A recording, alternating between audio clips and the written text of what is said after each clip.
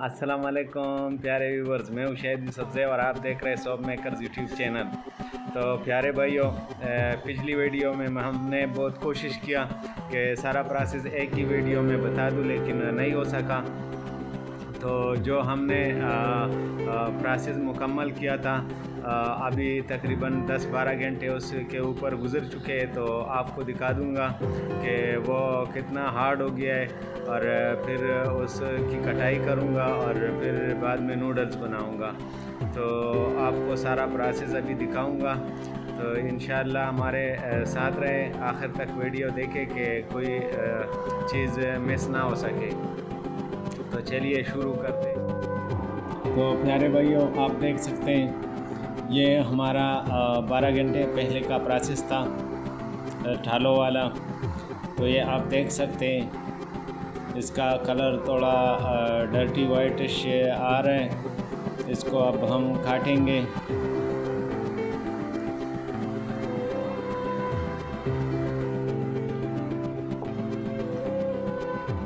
तो काटने के बाद इसको हम प्लाडर में से गुजारेंगे, बड़ी जाली से इसका नूडल बनाएंगे।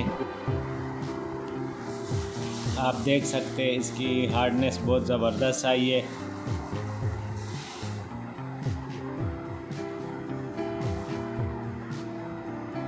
ये हम काट रहे हैं, आप देख सकते हैं।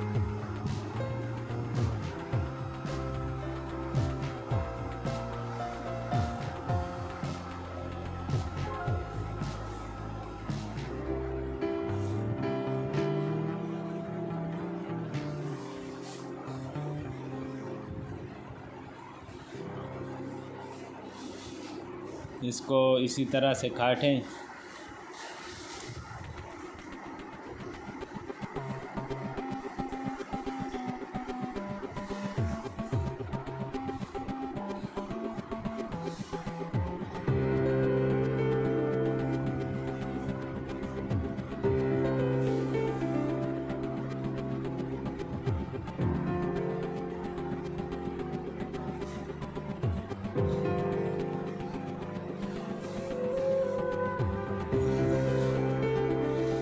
तो इसको सारे को हमने टुकड़ों में काट दिया, आप देख सकते हैं।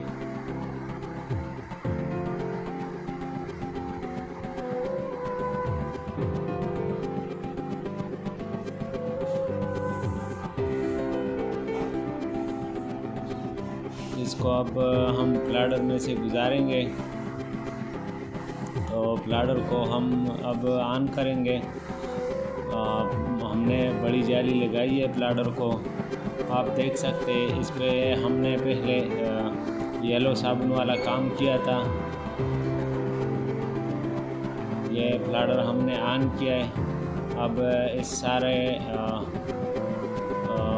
साबुन को हम प्लाडर में से गुजारेंगे और इसको नूडल्स का शेप देंगे।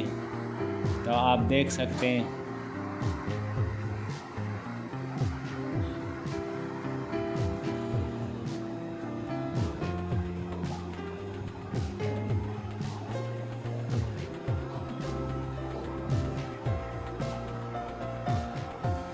यहाँ पे एहतियात करनी चाहिए कि उंगली इसमें ना फंसे, क्योंकि उंगली को ये काटता है।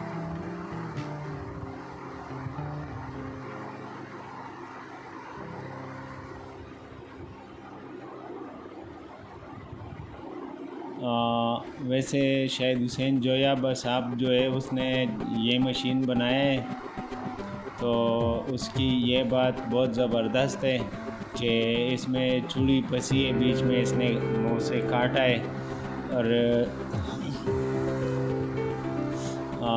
पिचकस को काटा है। जो चीज़ यानी कि ये अंदर का जो लोहा है ये बहुत सख्त है, तो इसको कुछ भी नहीं होता। मोटर भी बहुत ज़बरदस्त और ताकत वाला लगाया है, जितना लोड डालो बर्दाश्त कर सकता है। तो यही बात है कि मशीनें हमें शाहिद हुसैन जोया साहब ने सही दिए। थोड़ा बहुत मसले करते थे पहले में, लेकिन बाद में वो मसले ख़त्म हो गए।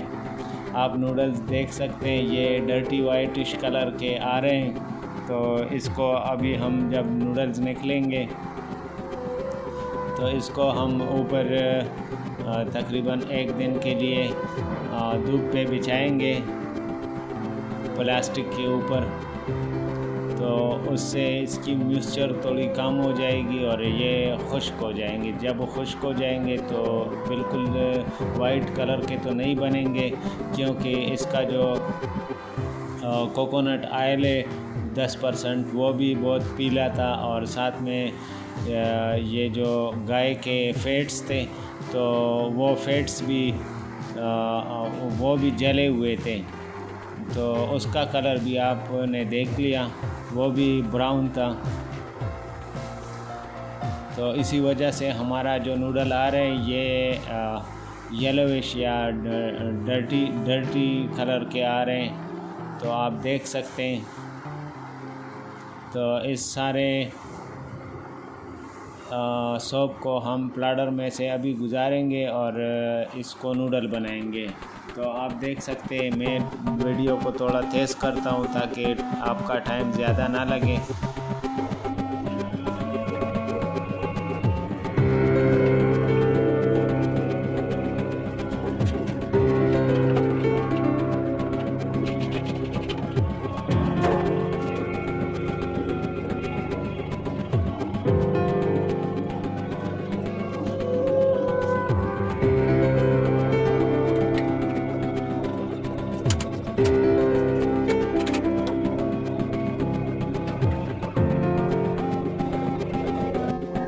پیارے بھائیو، یہ نوڈلز ہم نے دھوپ پہ بچھا دیے، تو آپ دیکھ سکتے ہیں یہ بیچ میں آپ جو پھیلے والے نوڈلز دیکھ رہے ہیں یہ پہلے جالی میں موجود تھے، تو اس کو پہلے نکالا اور بعد میں ہمارا جو نوڈل تھا اس کو نکالا ہے۔ تو ویسے بھی ہم اس پہ سے شاید کیلے میں مکس کریں یا کوئی اور میں مکس کر کے اس کے صابن بنائے، یا اگر آپ چاہتے ہیں کہ اسی سے صابن بنا کے دکھاؤ تو میں کل اس کی تیسری پارٹ بناؤں گا اور اسی سے آپ کو خالص اسی سے آپ کو صابن بنا کے دکھاؤں گا کہ آپ بھی دیکھ لیں کہ اس سے کس طرح صابن بنتا ہے۔ تو کمنٹ میں بتائیں کہ اگر آپ کو اس سے صابن بنانا پسند کرتے ہیں پریکٹیکلی کہ میں آپ کو دکھاؤں، تو میں کل آپ کے لیے اس کی بھی ویڈیو دے سکتا ہوں، اگر نہیں تو یہی 2 ویڈیو کافی ہے۔ امید ہے آپ کو سمجھ آ گئی ہوگی۔ تو یہ آپ دیکھ سکتے ہیں ہمارے نوڈلز دھوپ پہ پڑے، اس کو ہم 1 دن دھوپ میں گزاریں گے، پھر اس سے صابن بنا سکتے ہیں ہم۔ پیارے بھائی، امید ہے یہ ویڈیو آپ کو اچھی لگی ہوگی، تو ملتے ہیں نیکسٹ ویڈیو میں۔ اللہ حافظ۔